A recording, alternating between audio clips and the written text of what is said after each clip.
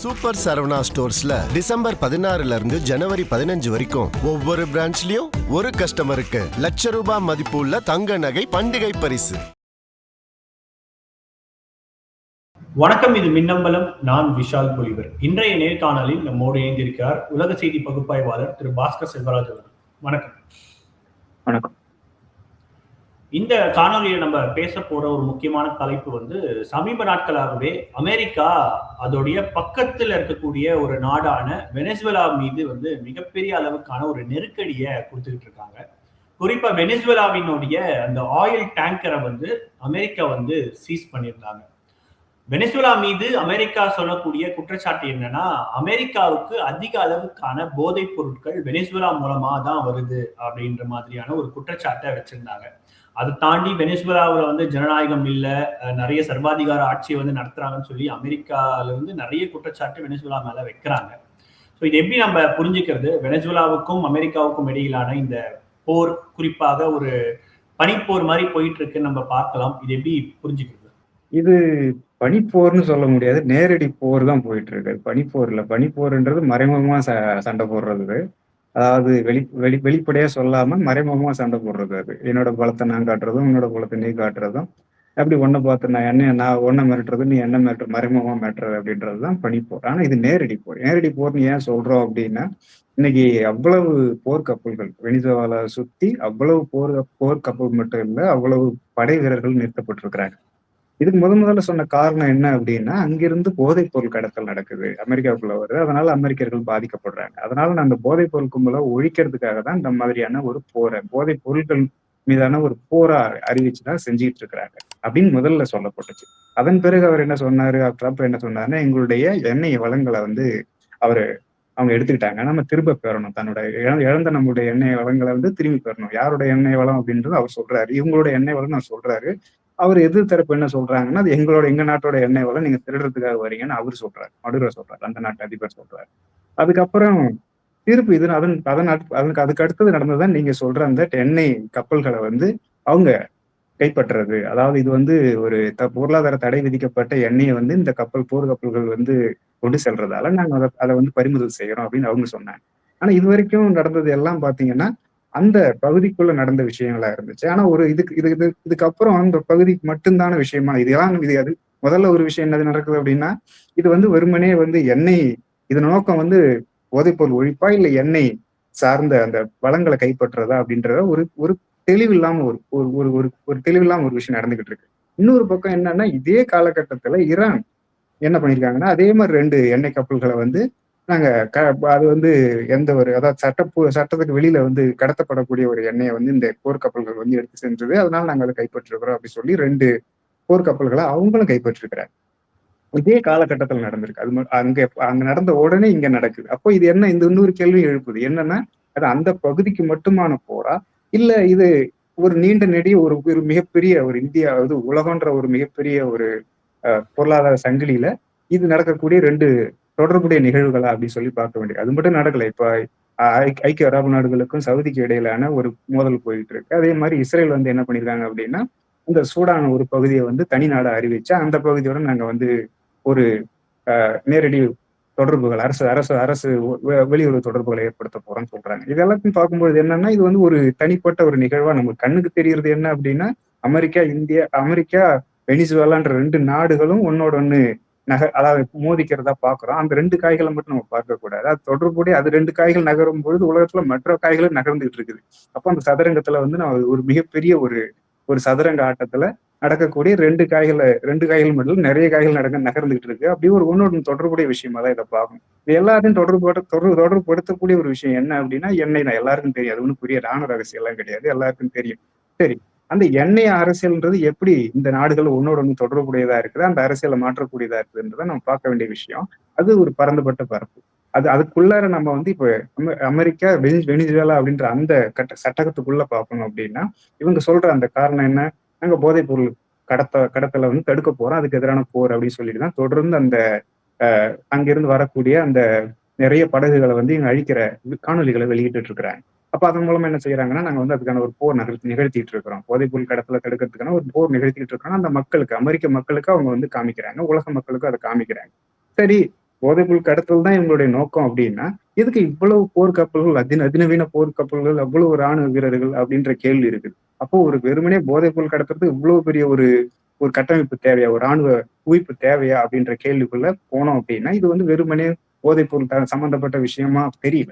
இன்னும் ஒண்ணு என்னன்னா, போதைப்பொருள் கடத்துறாங்க அப்படின்னா அப்படி வான் வழியா கடத்தல, கடல் வழியா கடத்துறாங்க. இப்ப கடல் வழியா கடத்தினாலும் சரிதான், வான் வழியா கடத்தினாலும் சரிதான். நீங்க என்ன பண்ணணும், உங்க நாட்டு எல்லையில நின்று உங்களுக்குள்ள உள்ள வர விஷயங்களை தடுக்கணும். ஆனா நீங்க என்ன பண்றீங்க அப்படின்னா, இன்னொரு நாட்டுல போய் அந்த நாட்டு துறைமுகத்தை தாக்குறது, அங்கிருந்து செல்லக்கூடிய எண்ணெய் கப்பல்களை தாக்குறது, அதே போல அங்கிருந்து மற்ற நாடுகள்ல இருந்து உள்ள செல்லக்கூடிய எண்ணெய் கப்பல்களை பறிமுதல் செய்யறதுன்ற வேலையை செய்யும் பொழுது இதை பார்த்தா போதைப் பொருள் கடத்தல வந்து தடுத்து நிறுத்துற தகவல்களா தெரியல, தடுத்து நிறுத்துற ஒரு நோக்கமா தெரியல. அங்க இருக்கிற எண்ணெய், அவரு மடுரோ சொன்ன மாதிரி எண்ணெய் வளங்களை கைப்பற்ற நோக்கமா தான் இருக்குது. சரி, இந்த எண்ணெய் வளம் கைப்பற்றுறதா எங்களோட நோக்கம் அப்படின்னா ஏன் நீங்க நேரடியா சொல்லலாம்? மறைமுகம் இப்படி வந்து நாங்க போதைப் பொருள் கடத்தல் நாங்க தடுக்க போறோம்னு ஏன் சொல்லணும்? அதை வந்து நேரடியா சொல்லிட்டு போகலாம் இல்லையா? அப்படி எங்கேயுமே சொல்லலை.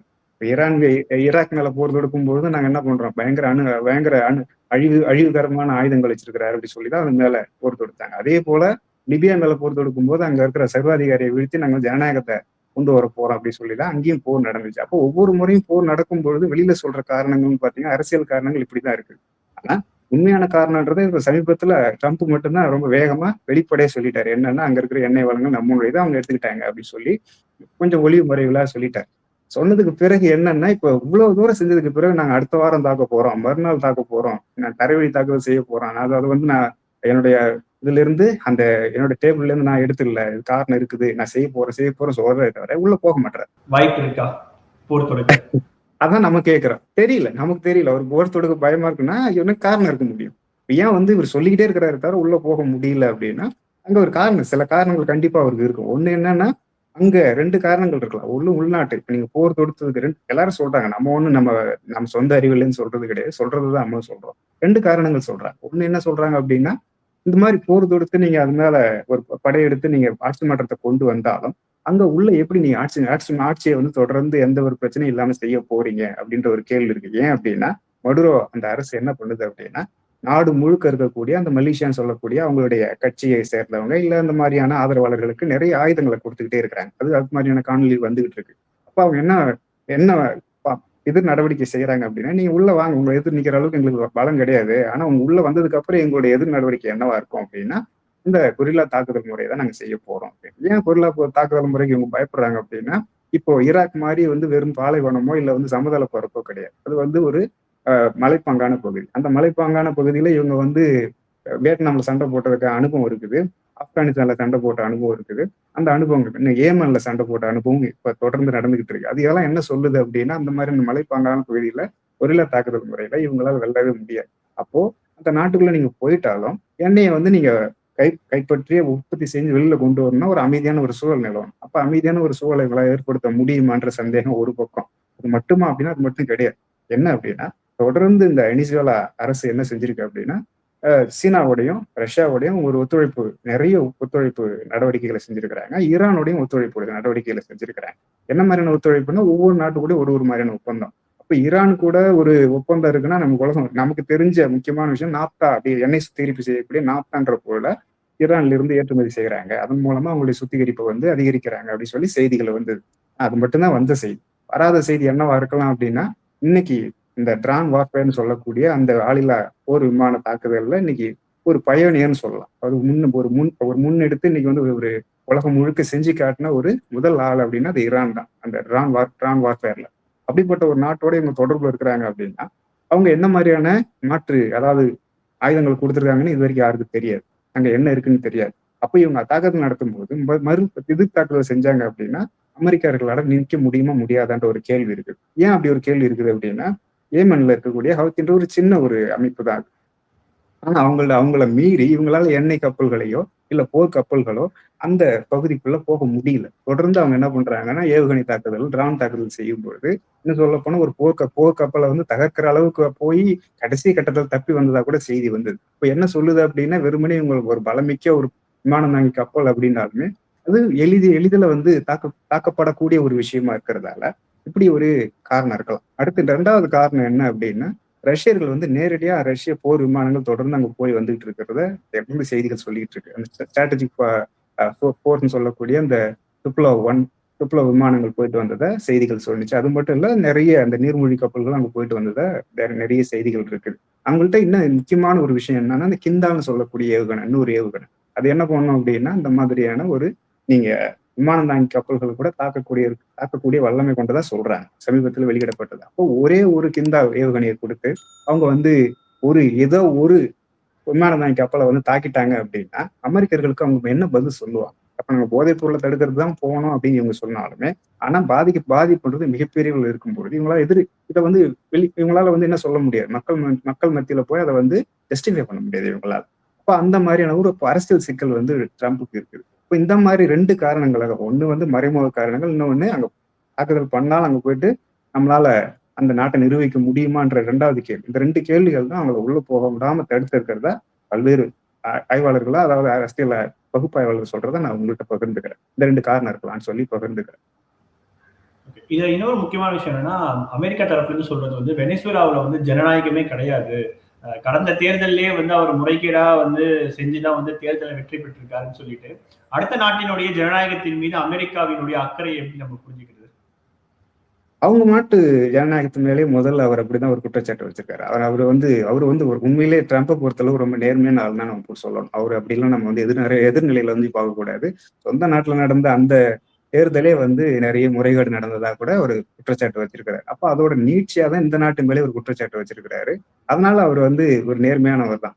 இப்போ நிறைய ஜனநாயகத்துல நிறைய விஷயங்கள் நம்ம ஊர்ல கூட பாத்தீங்கன்னா எல்லாம் நடந்துகிட்டு இருக்குது. அது பத்தி கேள்விகள்லாம் நமக்கு எழுந்துகிட்டு இருக்கு. அந்த மாதிரியான ஒரு கேள்வியை இதை புரிஞ்சுக்கலாம் அப்படின்னா அது ஒரு பக்கமா புரிஞ்சுக்கலாம். அதை தாண்டி வேற ஏதாவது நோக்கம் இருக்குது, அதாவது சர்வாதிகாரம் அப்படின்னு சொல்றாங்கன்னா அது ஒரு காரணம் இருக்கு இல்லைங்களா? எந்த நாட்டையும் சர்வாதிகாரம் சொல்றது, அப்ப தன்னாட்டை அவர் வந்து தன்னை வந்து ஒரு சர்வாதிகாரின்னு சொல்லிடுறது. மற்றவங்க அவரை வந்து பாசிஸ்ட்னு சொல்றாங்க அப்படின்னு அந்த நியூயார்க் மேயர் கூட அப்படி சொன்னதை வந்து நீங்க சொல்லுங்க, ஒன்றும் பிரச்சனை இல்லைன்னு கூட சொன்னாரு. அப்படின்னா என்னன்னா அவருக்கு கிட்டத்தட்ட அதெல்லாம் ஒன்றும் பிரச்சனை, என்ன பாசிஸ்ட் வேணாம்னு சொல்லு, நீங்க சர்வாதிகாரின்னு சொல்லு, அதை பத்திலாம் எனக்கு ஆட்சேபம் இல்லைன்னு சொல்றாரு.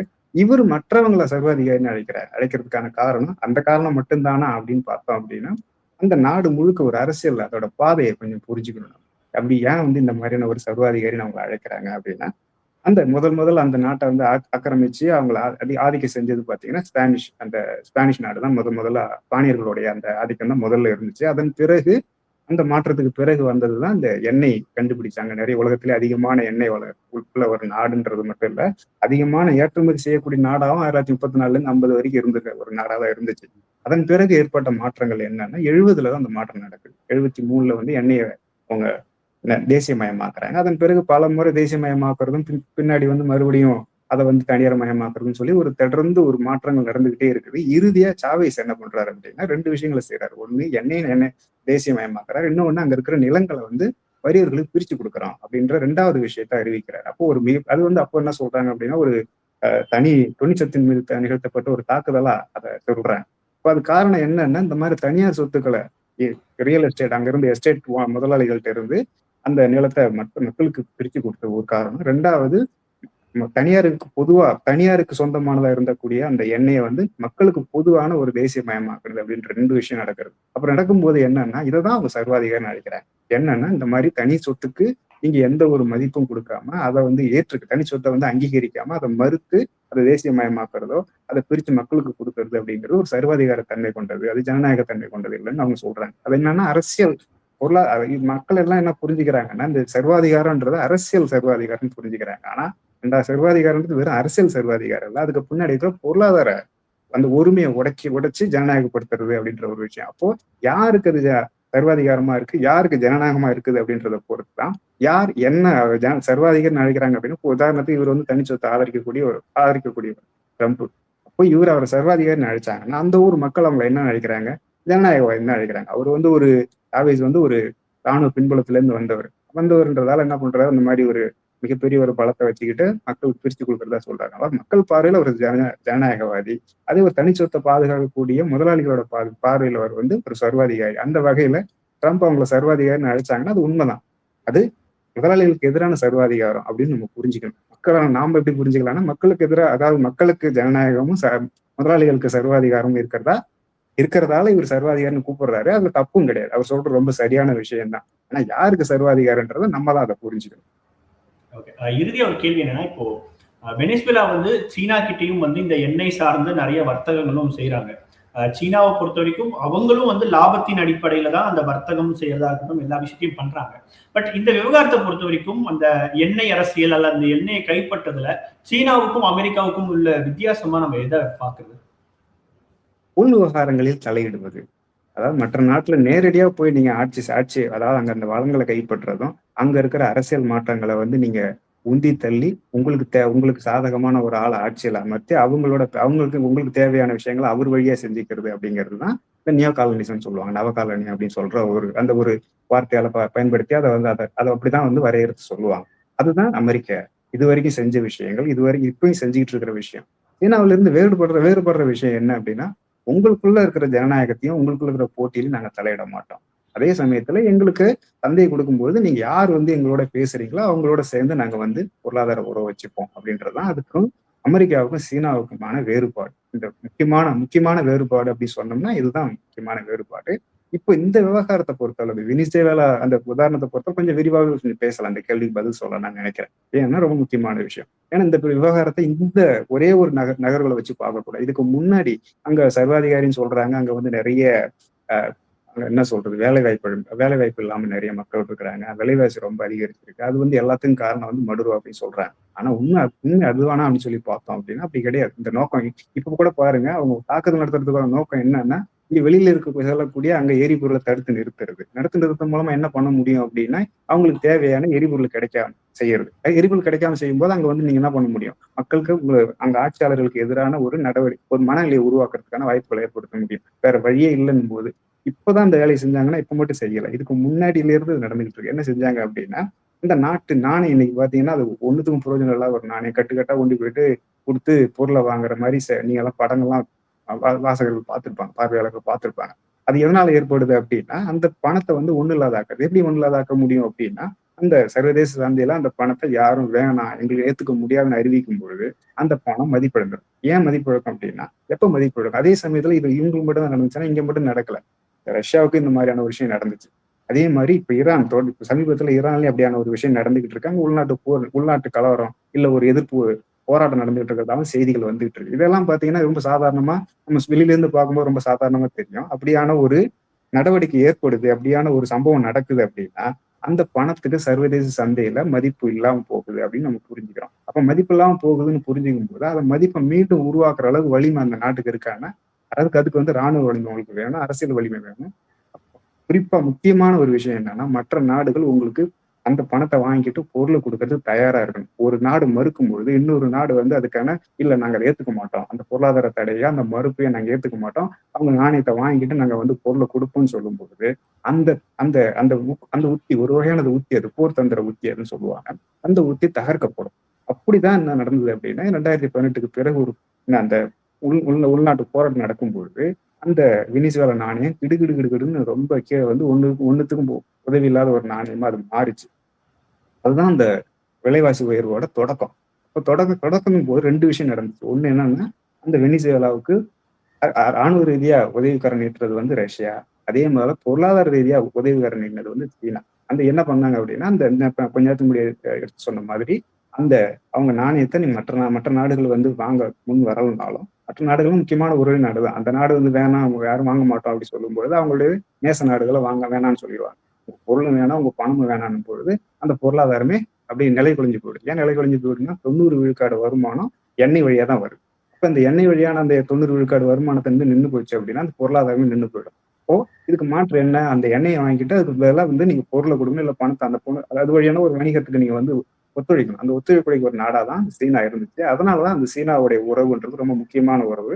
இந்த மாதிரியான வணிகத்துல இன்னொரு முக்கியமான விஷயம், இந்த விஷயம் எந்த வகையிலும் பாதிப்பு இல்லாத வகையிலையும் இது வந்து எந்த தடையும் இல்லாத வகையில் நடக்கணும் அப்படின்னா உங்களுக்கு ராணுவ வலிமை வேணும். அந்த ராணுவ வலிமை உள்ள ஒரு நாடாவும் அது ரஷ்யா தான் இருக்குது. அவங்களோட ஒத்துழைப்பு இந்த உற்பத்தி செய்யறதுக்கான அவங்க எண்ணெய் வகைகள், நிறைய எண்ணெய் வகைகள், எரிவாயு வகைகள் வந்து அங்க ரஷ்யா சும்மா அவங்க கொடுக்கல.